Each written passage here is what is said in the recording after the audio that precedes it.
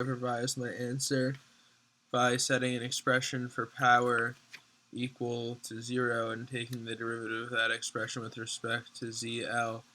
It is possible to find the maximum, the inductance that maximizes the power delivered to the speaker. And here I have an expression with just V source and ZL, which when I take the derivative with respect to Z and set it equal to 0, I get a nice clean radical 50 ohms for that inductance. That would give you the maximum power. For assignment number 7, question number 1, I had an error in these outputs. The sum of these numbers is 1, which means that this simply can't be true. It would have to be C is 0 and S is equal to 1. Here I have the S function, and it is true that S is equal to 1, X and Y not, and X not and Y not give you an S of 1. For number 3 on assignment number 8, it is not true that you only need 2 logical functions, you would need 3. The maximum sum in decimal is 6 when adding two 2-bit binary numbers, and you would need 3 logical functions to express this in binary.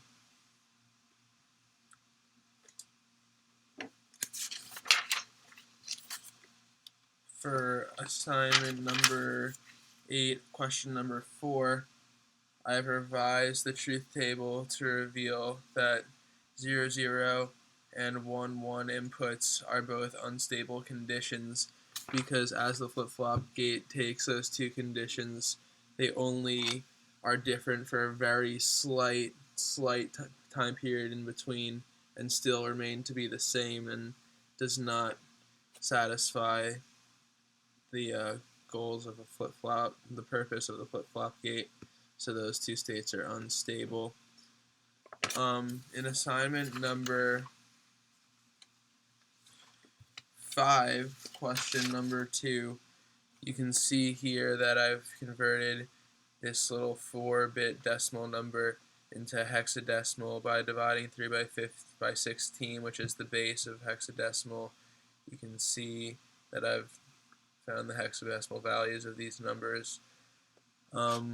When I break this down into binary, I first convert the hexadecimal into decimal, just standard base 10, and I take this into binary and split each number into binary so that I could see which numbers are 1s and which numbers are 0s, and here you get 2 to the 7th plus 2 to the 4th plus 2 to the 0, and all that matters is these first two numbers being 1 and 0, which shows this is a class B network.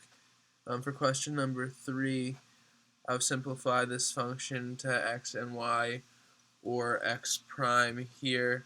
You can see in my first step I have x prime and y, or x prime and y prime. There's no reason to use both of those expressions when you know that no matter what is paired with x naught, it will be positive. For question number 4, I proved De Morgan's theorem by comparing these two equivalent pieces of the De Morgan's theorem and showing that their outputs are identical. In both these cases, this is true. That's number 4 again.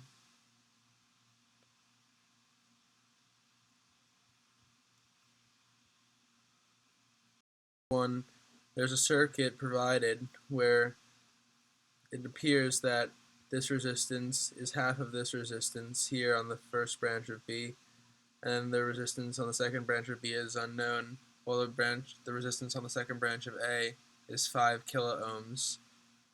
Because the potential at A and B are both 0, we know that the current in B must be half of the current through A, and because of V equals IR, we know that this resistance must be twice that of this resistance in order to have a voltage drop across the loop that sums to 0, and that's why the resistance is 10, and that corresponds to the ratio rule as well.